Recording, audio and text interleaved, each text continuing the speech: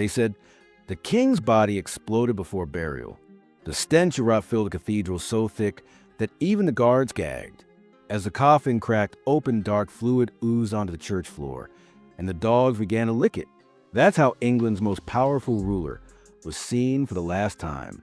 But what you're about to discover will reveal why King Henry VIII, once a golden prince of beauty and strength, became a 400-pound monster whose body literally decayed while he was still alive. For centuries, historians blamed gluttony and arrogance, but newly unlocked medical records and forensic scans of his bones exposed something far darker, a disease that slowly turned his blood into poison. Let's go back to one single moment on a jousting field. A steel lance shatters.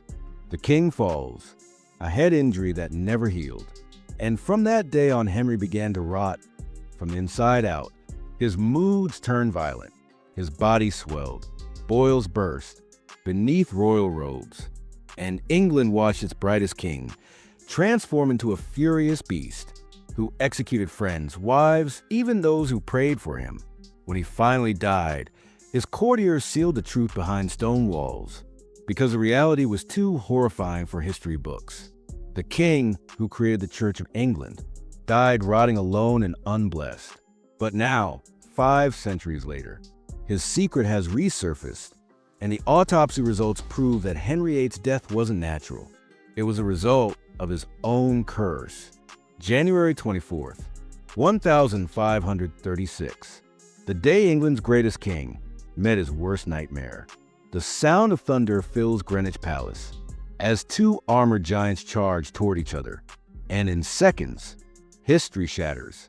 What happened next didn't just break bones.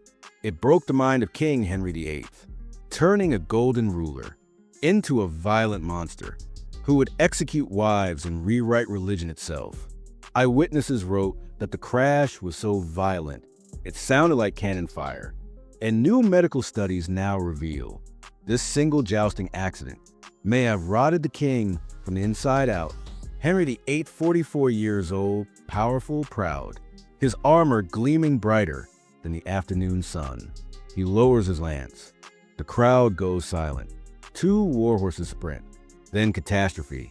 The horses collide head-on with the force of a car crash. 300 pounds of man in steel are hurled to the frozen ground, and his massive destrier, a beast built for battle, collapses directly on top of him. Gasps echo through the yard. Courtiers freeze. For 2 hours, the king doesn't move. 2 hours where England had no ruler. 2 hours wherein Boleyn, pregnant, desperate for a son, wept, believing the father of a child was already dead. But Henry woke up, and from that moment, he was never the same. The wound that didn't bleed began to rot inside him, and it turned England's golden prince into its most terrifying tyrant. When Henry finally opened his eyes, witnesses stepped back in fear.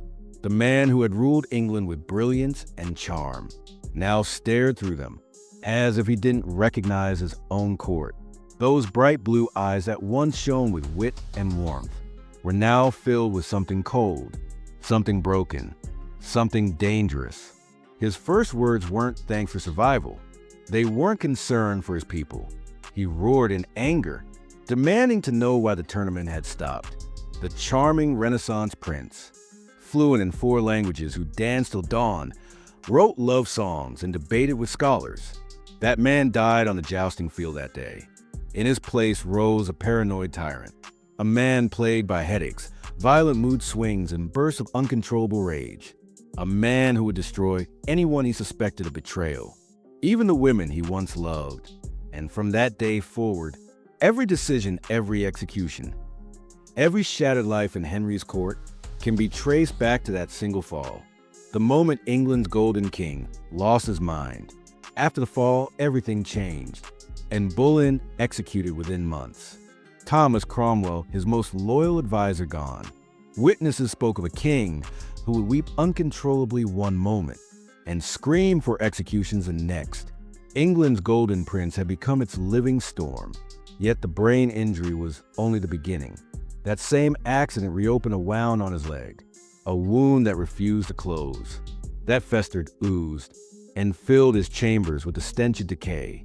From that wound, the infection spread through his flesh, turning royal blood into poison. And what came next wasn't just illness, it was slow-motion disintegration. Most people don't realize Henry's fatal wound wasn't new. Years earlier, another jousting injury had scarred his leg. But in 1536, that old wound was torn wide open, and it never healed again. In Tudor England before antibiotics, an open wound was a slow death sentence. Imagine living with ulcers the size of tennis balls on both legs.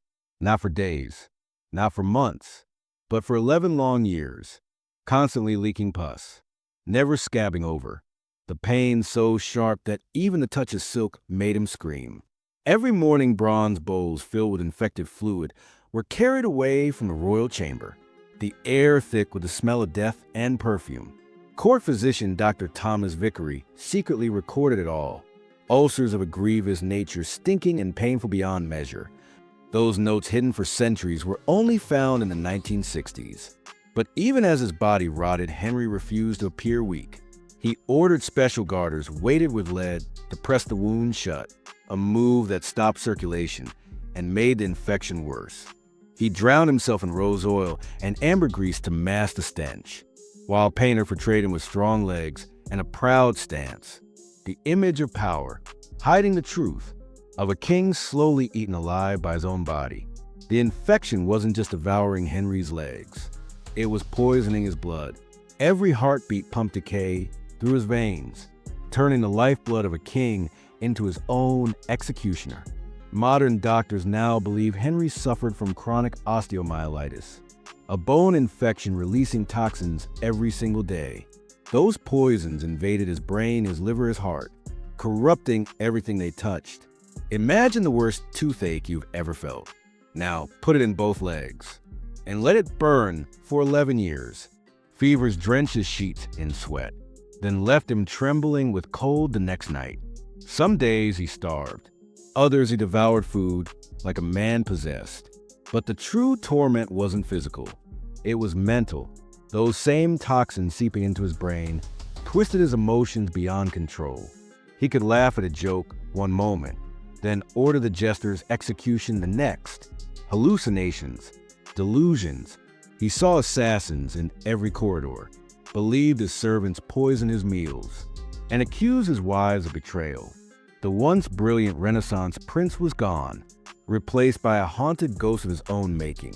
And yet, somehow, he kept ruling, a dying king clinging to power, while the poison inside him slowly unmade both his body and his empire.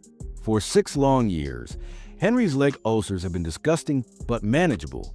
Then, everything changed. Dr. Thomas Vickery's secret notes record a chilling shift. The pus, once pale and yellow, turned green, then brown. The smell evolved from foul to something witnesses called the stench of death itself. Courtiers could smell the king before they saw him. Crippled by agony, Henry could no longer ride or dance. Food became his only comfort. He ate endlessly roasted meats, custards, wines, anything to drown the pain that never left his legs. His weight surged past 350 pounds. His armor from 1540 shows a 48-inch waist. Just 5 years later, the royal blacksmith forged a new suit, 54 inches around. That's wider than a modern refrigerator. The once golden Prince of England had become trapped inside his own swollen body. Every breath reeked of infection. Every step was agony. And yet, he still forced himself to stand before his court, a rotting titan pretending to be a god. At Hampton Court, doorways were widened to fit his enormous frame. The floors creaked beneath his weight, reinforced with heavy oak beams after the marble began to sag. You can still see those construction marks today, ghostly reminders of a body collapsing under its own grandeur.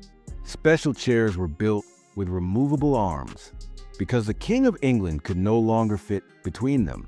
His once elegant morning rituals became a grotesque performance. He was dressed while lying in bed, for servants working together to lift his limbs. A system of pulleys and slings hoisted him upright, like a puppet made of flesh and gold. Then, carefully, he was lowered into a wheelchair, a secret contraption hidden from public view, because no one could know the great Henry Tudor could no longer stand on his own. The palace had been rebuilt to support a dying giant. Every brick, every beam whispered the same truth, that even a king who ruled empires could not command his own body to obey him. By 1544, the King of England had begun to lose his mind, and the halls of Hampton Court echoed with voices that no one else could hear. Witnesses saw him arguing with his father Henry VII, defending his reckless spending as if the old king still stood before him. Other times, he would call softly into the darkness, "Mother, Elizabeth," her name trembling on his lips like a frightened child's prayer. But the most terrifying moments came when the ghosts of his victims appeared. In the middle of state business, he would suddenly freeze, his face pale as breath, ragged, staring at something no one else could see. Then came the whisper, "No, not now." Moments later, an explosion of rage. Documents thrown, servants struck, courtiers trembling in silence. England's most powerful man had become a prisoner of his own haunted mind. In the end, Henry VIII wasn't just rotting in body, he was being devoured by the ghosts of every soul he had destroyed. The King of England was now afraid of everything: his food, his doctors, even the bandages wrapped around his own decaying flesh. One chilling report from a French ambassador describes a scene that still unnerves historians. Henry suddenly turned to an empty chair, eyes wide with terror, and began screaming at it, accusing and bullying the wife he'd executed years earlier of laughing at him. The royal chamber fell silent. Servants froze, because no one else could hear the laughter. His paranoia consumed him. He became convinced his own servants were trying to kill him through his infected leg bandages. Each morning, he demanded the pus-soaked wrappings be presented for inspection. He would lift them to his nose, inhaling their foul stench, and only then allow them to be burned. But that wasn't enough. The king ordered tasters not just for his food, but for his medicine. Servants were forced to rub his ointments on their own skin before he would touch them. To live near the king was no longer an honor. It was a death sentence waiting to happen. The smell surrounding the king had become unbearable. No amount of perfume could hide it. Not the barrels of rose oil from Arabia, not the incense burned day and night, not the fresh herbs scattered across the palace floors. The stench of death followed him like a crown. Courtiers approaching the throne would discreetly raise pomander small perfume balls to their noses, trying not to gag. The ladies of the court, trained in elegance and restraint, would sometimes excuse themselves mid-audience, their faces pale, fleeing to vomit behind gilded doors. Here's something almost no one knows. King Henry VIII's most famous portrait hides a secret so dark. In 1960, art restores X-rayed the legendary Whitehall portrait, the image that defined how the world remembers Henry VIII. Broad stance, jewel coat, commanding gaze. But beneath the layers of oil and varnish, they found something shocking. The king's left hand originally held not a cane, but a skull, a wooden staff, topped with a human skull. Not a symbol of wisdom or victory, but a grim trophy Henry carried in his final years. He would tap the skull on the palace floor during conversation, a nervous tick that sent shivers through even his bravest courtiers. Some said it belonged to a monk from the monasteries he destroyed. Others whispered it came from one of his executed enemies. The portrait's artist, Hans Holbein, painted it exactly as he saw: a king obsessed with death, clutching his own mortality like a weapon. But after Henry's passing, his son Edward VI ordered the skull painted out. The young king couldn't bear for the world to see his father as the mad, death-haunted tyrant he had become. And so, the skull vanished, hidden under royal paint and centuries of silence. But X-rays don't lie. Even in death, Henry VIII couldn't escape the one thing he feared most: his own reflection. By the final months of 1546, the English court had become a palace of terror. Everyone from dukes to stable boys lived in fear of a single glance from the king. Henry's moods had grown so violent, so unpredictable, that his courtiers devised a secret warning system. Pages would move through corridors, carrying colored ribbons: red for rage, black for despair, white for the rare, fleeting calm. One wrong color could mean your death. The king's temper exploded at the slightest sound. A servant who sneezed during a royal audience was dragged away and interrogated, accused of trying to kill the king with poison powder. A lady-in-waiting who stepped on his robe by accident was banished from court, her family stripped of their lands. But the most chilling sign of all came when Henry began ordering executions of people already dead. He would shout for guards to seize traitors long buried, his forgotten victims, resurrected only in his fractured memory. The courtiers obeyed his delusions in silence, terrified to remind their king of the truth. November 1546. England's king sat at his own banquet table, but the guest he saw that night had been dead for 10 years. It happened during a grand state feast, the hall glittering with gold, the air thick with incense and fear. Halfway through the meal, Henry suddenly lurched his feet, a movement so painful it required several servants to hoist him upright. The entire court froze as their king began shouting at an empty chair. "You dare show your face at my table, which?" he roared, his voice echoing against the vaulted ceilings. No one dared to breathe. He was staring into thin air. But to Henry, the phantom was all too real. He was screaming at Boleyn, the wife he had executed a decade before. "I took your head once," he spat. "I'll take it again." Then, as suddenly as it began, it was over. His massive body slumped back into the chair, his breathing heavy, sweat pouring down his swollen face. Without a word, he picked up his goblet and continued eating, as though the outburst had never happened. To his trembling courtiers, it was clear the ghosts of Henry's past were no longer haunting his dreams. They were dining with him at the table. January 1547, Whitehall Palace. King Henry VIII, once the Golden Prince of England, was now little more than a decaying corpse that could still breathe. What happened in those final days was so disturbing that his government buried the truth. For centuries, the ulcers on his legs had grown beyond anything his physicians had ever seen. Dr. Thomas Wendy's secret notes, hidden until 1891, described wounds so deep the bone was visible. The flesh around them had turned black. Gangrene had taken hold. The smell was unbearable. Servants fainted while changing his sheets, and windows were kept open in the freezing January air, because any closed room filled with the stench of death within minutes. Henry's body was collapsing in slow motion. His skin had turned a sickly yellow, his eyes the same, jaundiced, inhuman. His tongue had swollen, until speech became a series of wet, choking sounds.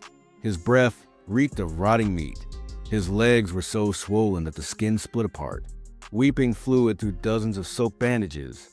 Every day, on January 20th, his body finally began to shut down. His kidneys failed first, his urine turning dark brown, thick with ammonia. His belly swelled grotesquely with fluid, pressing against his organs, crushing his lungs. It took 6 men just to turn him in bed, though by then, his body was covered in open sores anyway. His mind flickered between terrifying lucidity and madness. At times, he knew he was dying, whispering desperate prayers, demanding to see his confessor. Then suddenly, he would rant and curse invisible enemies, accusing his doctors of poisoning him, screaming for Boleyn to leave him in peace. By the end of January, the once mighty King of England was no longer ruling a realm. He was ruling a bed of rot, surrounded by fear, silence, and the unbearable smell of death. He would beg his physicians to save him, promising them riches beyond imagining if they could cure him. And when they failed, his voice turned from pleading to fury, threatening torture and death. Though by then, he no longer had the strength to sign the warrants. In his fevered delirium, the king's true terror finally surfaced. He called for his mother, dead nearly 40 years, begging her to protect him from demons. he swore were crawling up from beneath his bed. He spoke to his dead brother, Arthur, apologizing for taking his crown and his wife. Most pitiful of all, he called out to Catherine of Aragon, the wife he had cast aside, begging her forgiveness. But the charade continued. Public proclamations still claimed the king was recovering from a mild illness. Ambassadors were told he was simply resting behind locked doors. However, Edward Seymour and the Privy Council were already planning the succession. Everyone knew Henry had days left. At most, January 27th, 1547, Henry suffered a massive stroke. The right side of his face collapsed. Drool pooled on his pillow as his speech dissolved into meaningless noises. The man who once commanded nations with his words couldn't even ask for water. Still, even now, the tyrant in him persisted. Using his one good hand, he tried to sign another death warrant, this time for the Duke of Norfolk. The signature was nothing more than a black smear of ink. Norfolk was saved, only because Henry died before the order could be carried out. But here's the truth the records try to hide. Henry VIII did not die peacefully in his sleep. He died screaming. Archbishop Thomas Cranmer's private diary, discovered in 1983, is the only surviving eyewitness account of Henry's final hours. Summoned to deliver last rites, Cranmer arrived at Whitehall just before midnight. What he found shocked even a man who had seen execution, torture, and plague. Henry was convulsing violently, 6 men struggling to restrain his enormous body. The bed frame cracked under the weight of his seizures. He vomited black bile, a sign of massive internal bleeding. Cranmer himself wrote that he had to excuse himself twice to vomit. From the stench and the horror between spasms, Henry spoke to ghosts. He called for his dead children, the miscarriages, the stillbirths, the sons who never lived. He promised to be a better father if they would just come back. Then his voice shifted, high and terrified. He screamed of fire, of flames beneath his bed. Around 2 a.m., January 28, 1547, his breathing changed. A wet, choking rattle as his lungs filled with fluid. Cranmer took the king's swollen hand and whispered, "If you die in the faith of Christ, squeeze my hand." Henry squeezed once weakly, then his grip went slack. At 2:07 a.m., the king who had defied the Pope, who had rewritten the laws of heaven and earth, was dead. But death didn't end the horror. It made it worse. Within hours, Henry's body began to swell grotesquely. The infection that had consumed him in life now turned his corpse into a furnace of decay. Gases filled his body. The smell grew so foul that servants vomited in the corridors. The Privy Council hid his death for 3 days, not out of politics, but because they didn't know what to do with the body. When the embalmers opened him, the true horror was revealed. His liver was so enlarged it disintegrated on touch. His heart, twice its normal size, was floating in yellow fluid. His intestines were black with gangrene. One assistant fainted when the stomach burst open, releasing a wave of rot so strong that workers fled the room. They packed his body with over 100 pounds of salt and herbs, wrapped it in wax cloth soaked in turpentine, and sealed it inside a reinforced lead coffin. But even that couldn't contain the corruption. The man who had torn his country apart, who had rewritten its faith, who had executed wives and friends alike, finally met a decay too great for even a king to command. In death as in life, Henry VIII could not be contained. During Henry's lying-in state at Whitehall, witnesses heard something unnatural.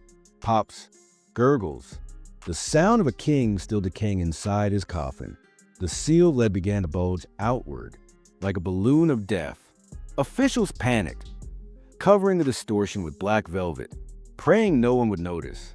February 14th, 1547, Henry's coffin began its slow journey to Windsor Castle. It weighed nearly half a ton, a massive lead tomb pulled by 8 straining horses. What should have been a one-day journey stretched to 3. As winter rains turned the roads to mud, and the animals struggled under the monstrous load, The procession halted for the night at Sion Abbey, the very monastery Henry himself had destroyed years earlier.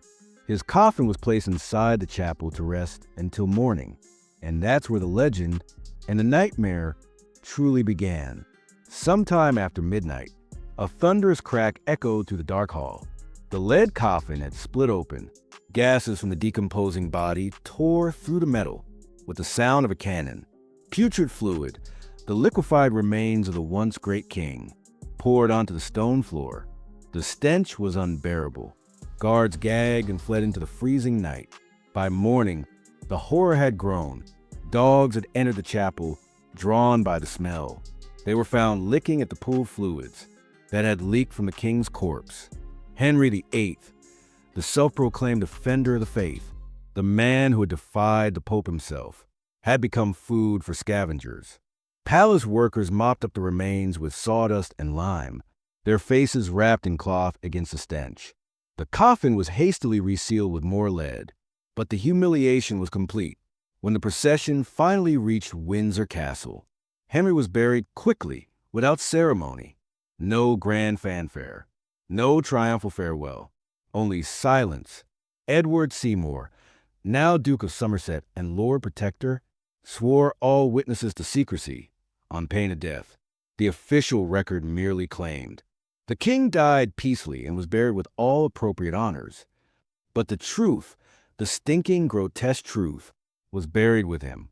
So ended the reign of Henry VIII, the man who executed wives, shattered churches, and ruled by terror. He died rotting from the inside out, screaming in fear, his corpse exploding in its coffin. The Golden Renaissance Prince, once called the handsomest ruler in Christendom, ended his life as a 400-pound mass of infection and decay, abandoned by his terrified court, his final remains licked up by dogs. If this hidden history shocked you, you'll be astonished by what comes next. In my next investigation, I'll reveal the real reason Boleyn was executed and the secret French spy connection. That changes everything you thought you knew about Tudor history. Click here to uncover the truth, and subscribe for more suppressed historical revelations.